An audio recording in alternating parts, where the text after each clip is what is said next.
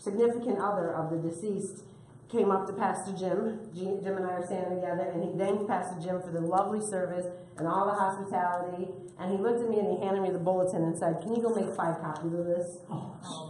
This is our church. Yep. This is here." So he was a member. He was a member. We have a coffee place that we use often around here.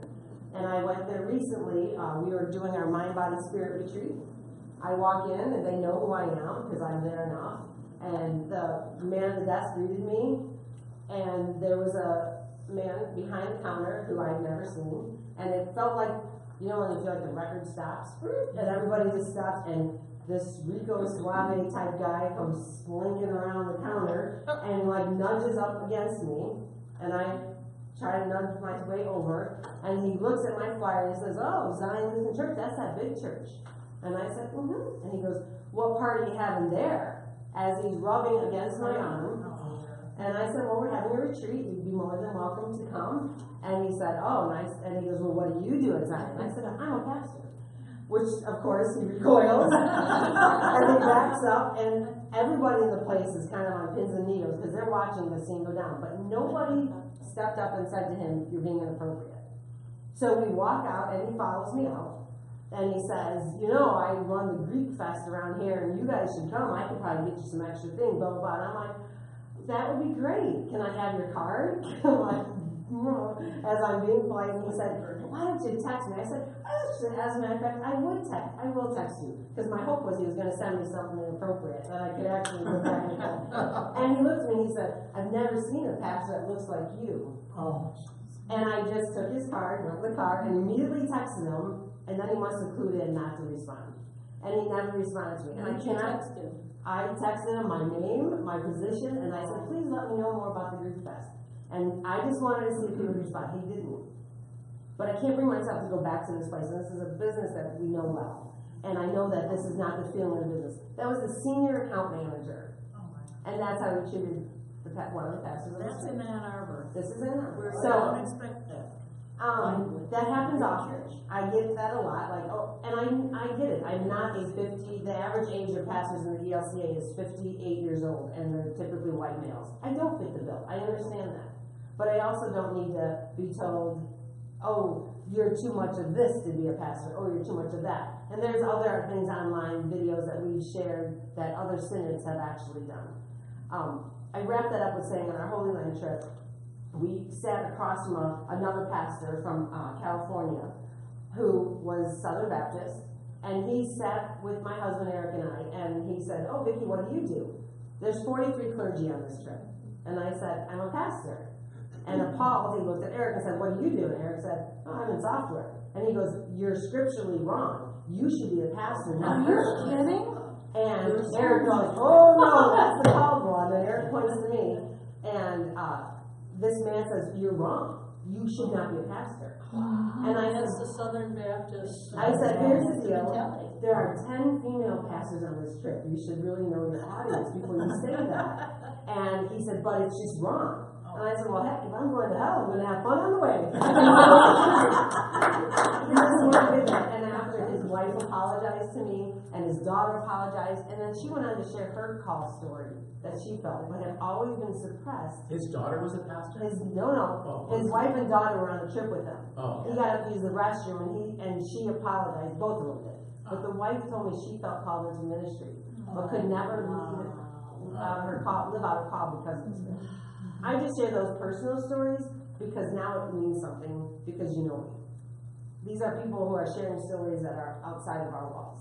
This is happening right here within. You will always notice people call Pastor Jim often Pastor Devner. I'm always Pastor Vicki. There's a reason that's one is felt elevated than the other. I don't care. You don't need to call me pastor. But you introduce yourself as Pastor Vicki. Precisely. Far more, that's my point. I'm much more casual. But people that don't know us, it's a natural thing. I had somebody today ask me how we're going to set up communion next week, and then after I gave the opinion, they said, "Oh, we're going to go ask Pastor Jim now." Oh no. It happens. I know it's unconscious. Thus the dialogue. It's an unconscious bias, but we have that in all isms. So that's why we're here today. So I'm going to applaud all of you for being here, because it means something to me. So Vicky, can I Yes. share something? We've had, our dad grew up with Vicky all the time. Pastor Vicky, but I'm sorry. No. But anyway, it's funny that people that come from Delanis, several of them have assumed, and I think it's because of this patriarchal thing, that Pastor Vicky and Pastor Jim are a married couple.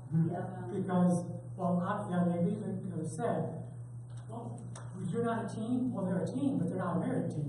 I had to point that out to somebody recently. Because he assumed, and I think it's because of, the whole patriarchal thing. And I just want to share that, on your behalf, But thank you for being here for the dialogue. Thank you for being bold. We have more work to do on this subject. We have more work to do on racism, ageism, sexism, all the isms. May I share a story that makes me really proud to be a member of the ELCA? Sure. When I went to college, I met a friend. Her name was Mary Hughes. Mary Hughes was the most religious Catholic person I ever met in my entire life. She became a nun. About 10 years ago, when my son became ordained as a pastor, she was at his ordination service. And I kind of looked around and wondered, what's going on here? Well, anyway, we were renewed acquaintances. She has now left the Catholic Church and is a member of the ELCA and is going to Wartburg Seminary at 70 years old because she was always called to be a pastor, but the Roman Catholic Church would not let her do anything other than teach Sunday school. Right. Hang in there, that's gonna change. Thank you.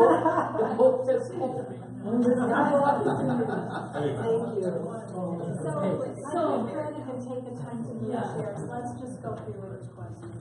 Thank you. Well, I think the whole it's unconscious thing is very important because we don't want to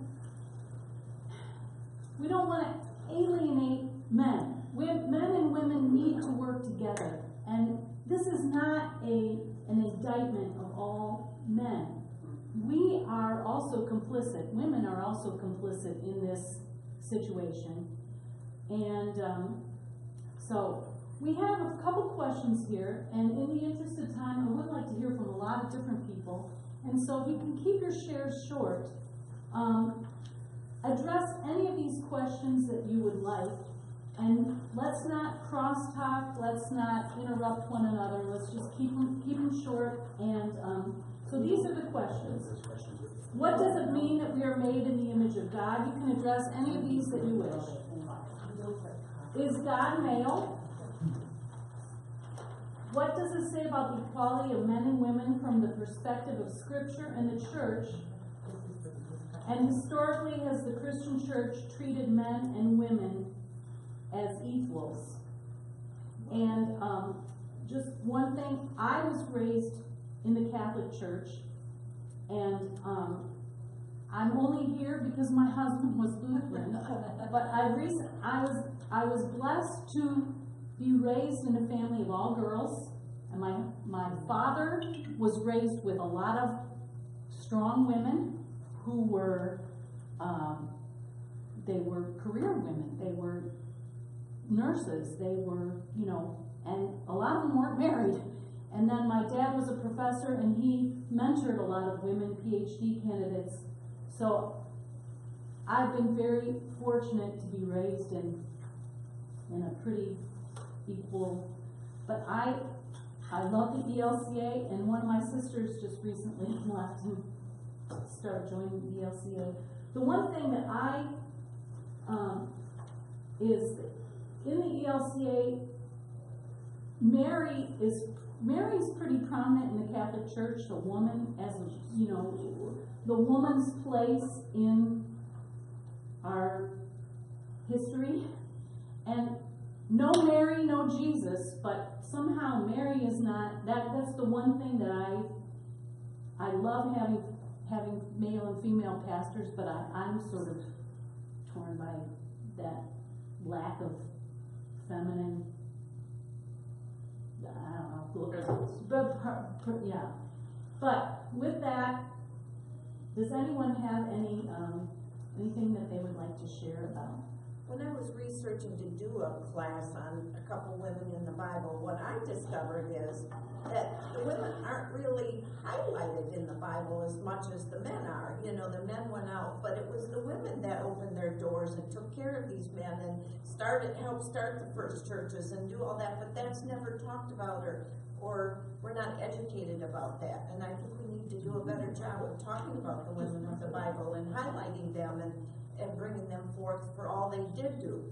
I think it's because the Bible was written by men. I know, exactly. It's very sexist in that regard. And I think the Bible was written by men to reflect the tenor of the time. And that's And exactly. if we as evolving human beings read the Bible and believe that it is fully the intent of God to share this word as it is written, without any modification for the time, then we're the fools. Because I believe the Bible was written by fallible human beings that reflected the time, and we need to interpret the Bible based on our current time. And I think God would be very offended if we didn't. So, You know, on one hand, I couldn't agree more. You know, I think, you know, anytime one parks your brain on the sidelines, that's usually a bad thing. But again, at the same point in time, it's equally, I think, important to recognize that to sort of not value, if you will, the content of the Bible, we sort of we have the potential of going down this slippery slope. I mean, if everything is open to interpretation, then in fact, you know, then what does, how useful then is the Bible in terms of, you know, guiding us from moment to moment?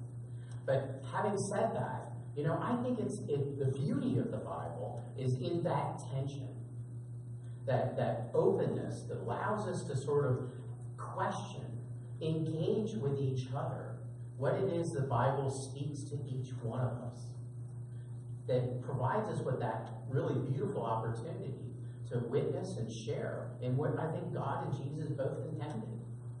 And that is to sort of really, you know, figure out what does this Bible say today that once spoke to these people so powerfully, you know, thousands of years ago. Not so much to use it as something chiseled in stone, as David points out, but to ask how that living word works in each one of us, recognizing that that's probably going to be different, but that's okay, as long as we're engaging in faithful communication with one another. But the word you use is the living word. Yes, And I I think got that. we have to actually remember, I mean, that's what the outside of some of the early Bibles in the church say, the living word.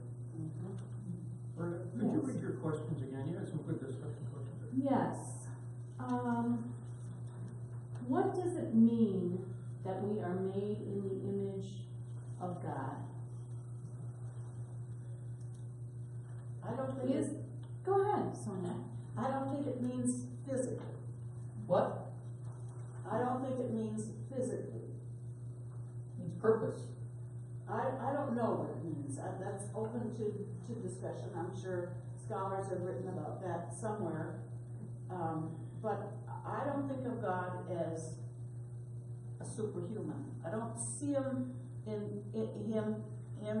whatever. I don't want to see him in physical form. Because that's what humans do. We put a face on, a face that we know from our daily life. And so that's why we speak of God as him, or some people do her, but God is much more than that. God is spirit, it's energy, we don't know. If God is love and wisdom, love looks a lot of different ways. Yeah. I mean, love can look like a mother. Love can look like a sister and brother. Love looks a lot of different ways. For us to put an image on God God's a mystery. We can't see God. Moses didn't see God. And how did God describe himself? I am the great I am. Holy cow, what does that mean? Yeah, exactly. You know? Go ahead.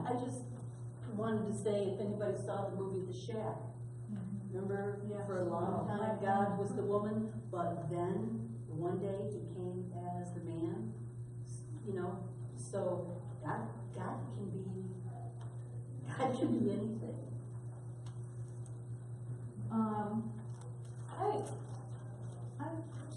There's a couple things that in Isaiah 66, 13, as a mother comforts her son, so will I comfort you in Jerusalem. You shall find your comfort. Here's another one that's like, there is neither Jew nor Greek, there is neither slave nor free, that was written. Here's another one. This is like, I also saw the holy city, a new Jerusalem, coming out of heaven from God, prepared as a bride adorned for her husband. The church is a bride adorned for her husband. That means, you know, we're male and female in the church. We're a bride. The words cannot convey. God does the best he can, does the best he or she, it, whatever. God cannot communicate with us because we're not God. I mean, there's a lot of different ways that we try to communicate, and go ahead. I was just going to say that our particular European / culture is very binary. We see life as male and female. And because of that, we have created a great deal of problems for our society with people who are gender dysphoric and transgender and so on. But if you go back to some of the more ancient cultures, especially even our own American Indians, they had 5 genders. Wow. So they don't look at gender, and I couldn't name them all for you, but they don't look at a binary system of gender. And therefore, their spirits and the things they worship could be any one of 5 different genders. And part of our own problem, I think, is that we only have 2 ways to describe God. And we've always learned that God was male, and my goodness, Michelangelo certainly thought so. Put him up on the Sistine Chapel, and everybody has that picture in their head. You know, God touching man, reaching out. So we've always thought that. How many of us in Sunday school saw pictures of God with the white ear? You know, there's the only thing I don't remember an actual picture, just a flame of fire, is Holy Spirit. That never had a face to it. It was always a flame of fire. But when you really think about it, why would we put any human face on God? And if we were perhaps American Indians, we would have no such face. Well, I think the other piece of that, with respect to the social statement, is that God loves all equally. He never, she never discriminated. I mean, as I think it's in some of the questions, all of them are equal in God's sight, and that's what we need to carry with us as we go forward and try to make change. So, Ron, I would love to hear from you because you've done such a great work in these classes that we've had, and I'd like to hear what your feelings are about all this. Wow. Don't put him on the spot or anything. And you have 30 He's seconds. good. He can handle it. No, I thought an awful lot about this, and I come at it from 2 perspectives, and one is as a teacher and as a male, I think it's really important to have this discussion.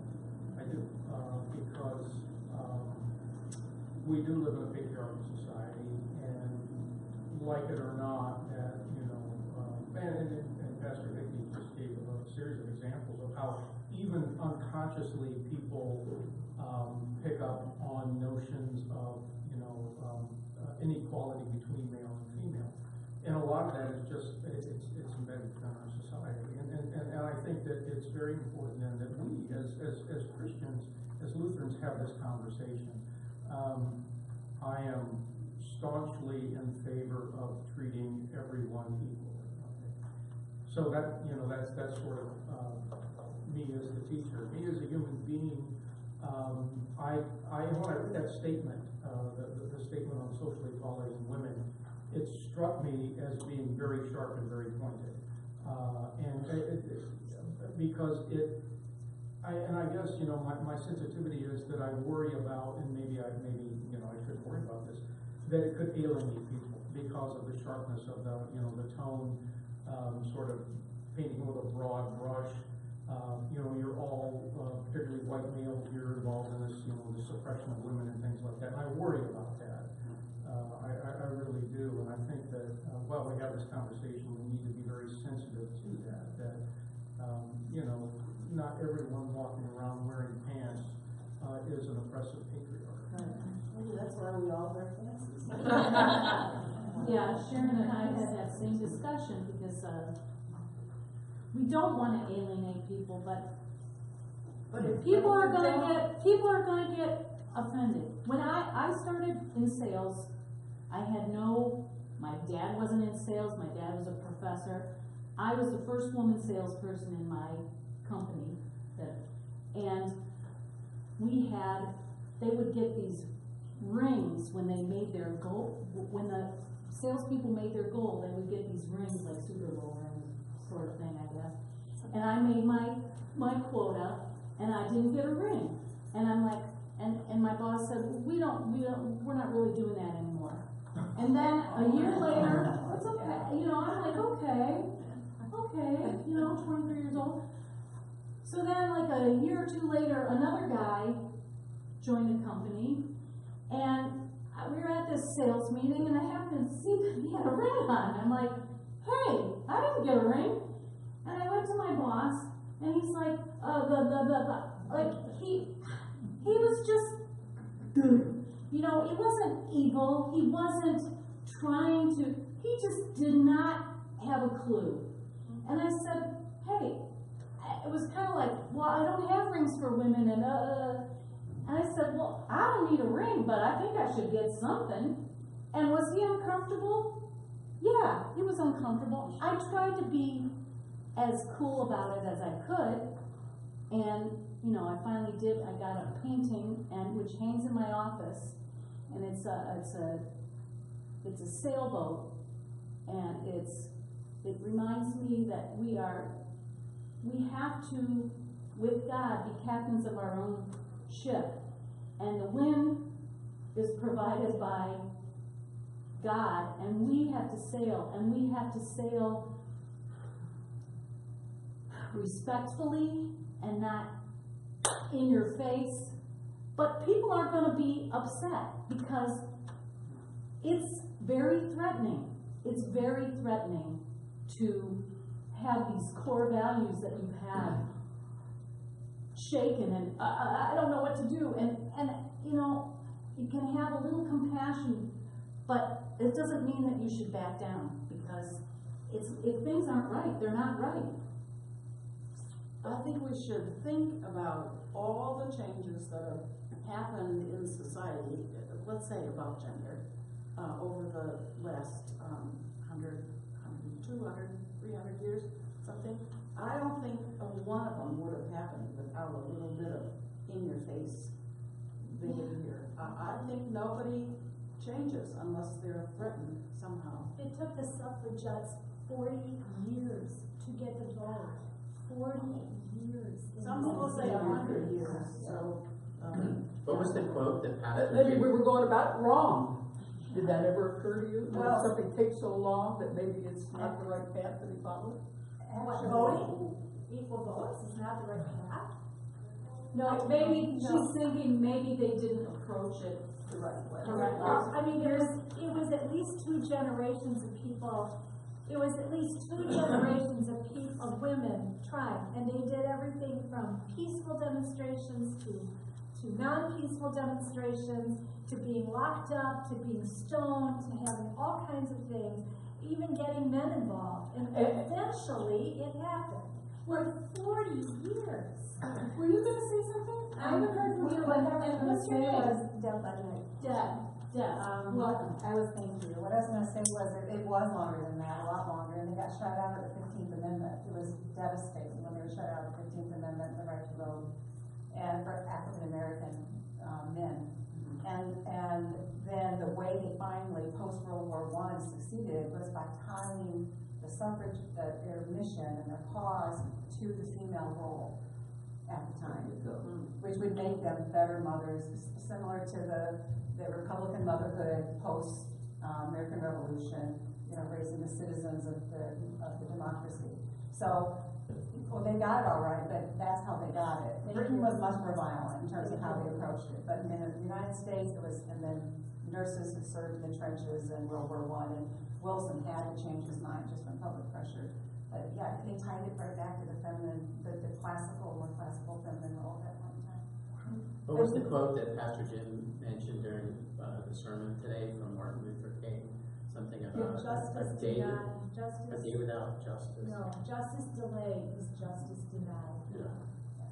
And so that's maybe the tension or the counterpoint to the concern that in fact we're going to offend someone, is that, you know, it sort of cuts both ways to some degree. And again, that's one of the beauties of actually having a conversation. And in my own family, I asked my husband after we had our discussion, how we're gonna do this class. I said, is God male? And he's like, yeah, and I'll prove it to you. I'm not kidding you. In my own house, laying in bed, in the phone. He's like, see this picture of the Sistine Chapel? God's male. I'm like, okay,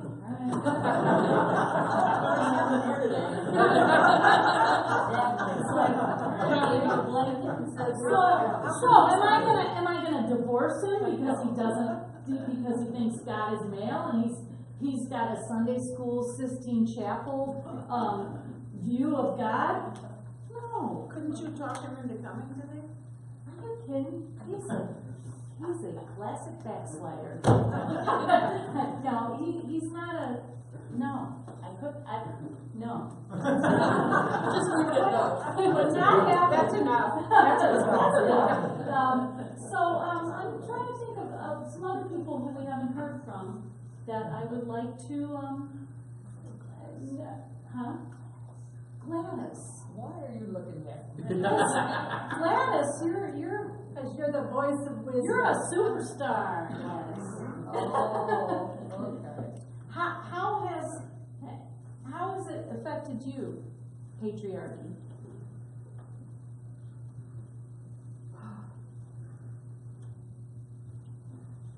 I guess I feel more the ageism kind of discrimination now that I'm a senior, seriously senior.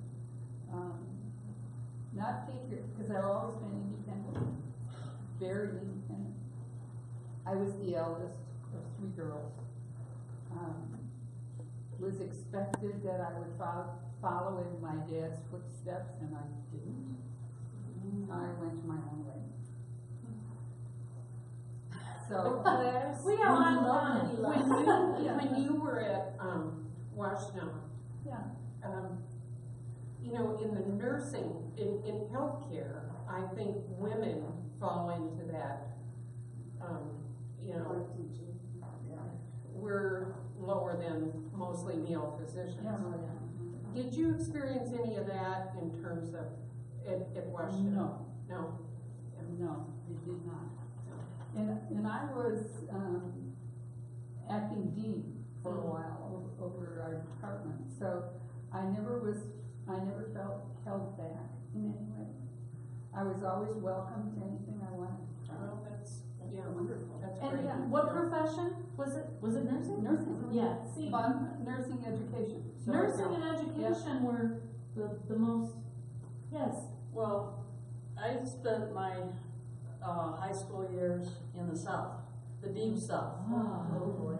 Mobile, Alabama. So, in the late 1970s, I mean, I graduated from college in '79, my mother went to buy a car, she needed a new car, she went out and I was with her and we were looking at a car and she asked the salesman, you know, what's the price on this car? He looked right at her and said, honey, you bring your husband with you and we'll talk price.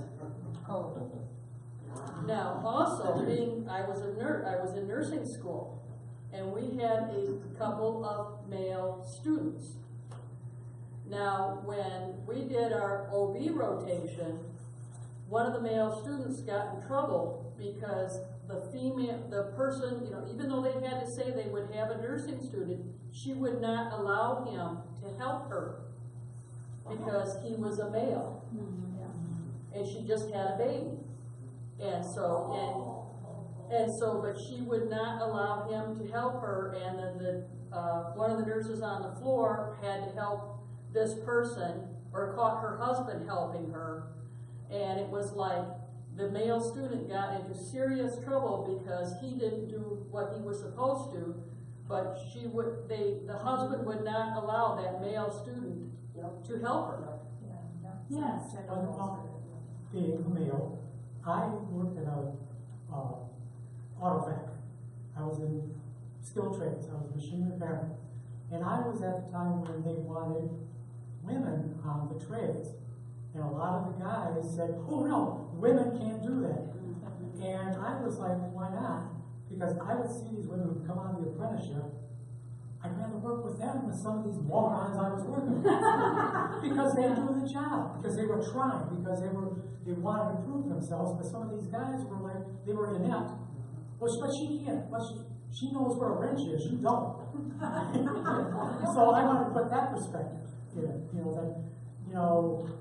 I've seen barriers broken in that respect, and it was now, I don't know what it's like now in the factory, but when I was there, I was like, women were only supposed to be the cafeteria workers, or maybe clean the restrooms, and stuff like that. They couldn't, and I'm talking about this was hourly, this wasn't the upper echelons. This was, so if I could just put that. I'm pretty sure I got my job because of, I mean, I had the experience, but I think I probably got that chance because I was a woman. And there weren't any women. Well, as recently as 1990, I purchased a house. I'm sorry? Myself. I was divorced, so I purchased this house, and I had a landscaper come, a well-known company here in Ann Arbor, and the head of the landscaping company came, and he gave me a bid, and I said, that looks good, and he said, well, you'll need to get your husband to sign. 1990 in Ann Arbor. Oh, man. And, I said, well, I don't have one of those. But, he kind of looked at me, and he said, well, do you live here? And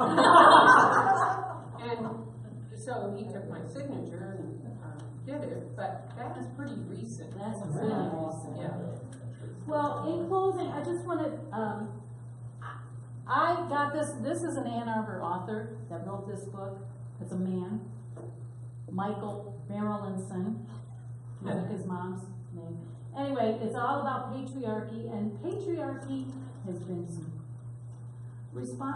some pretty really awful stuff has happened because of patriarchy. I mean, we're talking about the church, but I mean, he and his wife have a memorial garden. There's a lot of battered women and children that it kind of goes back to patriarchy. And this is an organization in Ann Arbor. If any of you are interested in this memorial garden for battered women and children's memorial garden, it's an offshoot of this guy who was a social worker and encountered the worst side of patriarchy, which he calls a pestilence. So, if any of you are interested, I have these here. Thank you very much. Thank you. Thank you. Thank you. Tell Sharon or somebody, tell about the commercial. We were going to call Have you all seen that? Yes. The Gillette commercial? Unfortunately, Just type in Gillette commercial, it'll come up. It's Gillette's attempt to look at, the boys will be boys. You know how we always Boys excuse will become behavior by saying boys will be boys. And they are showing boys and men being a better example when other boys and men are acting badly. So there's a few women in it, but they're mostly objectified, and it's all about the men showing good behavior when other men are showing bad behavior. And the message is, men, step up. When you see this kind of stuff going on, when you hear one of your friends catcalling, don't say, oh, good job. Say, hey, that's not the thing to do. And so that's what it's about, but it's worth watching. It's like We don't wanna eliminate flirting though, really. Flirting is, Yeah. you know, it's part of, but let's be cool about it, I think.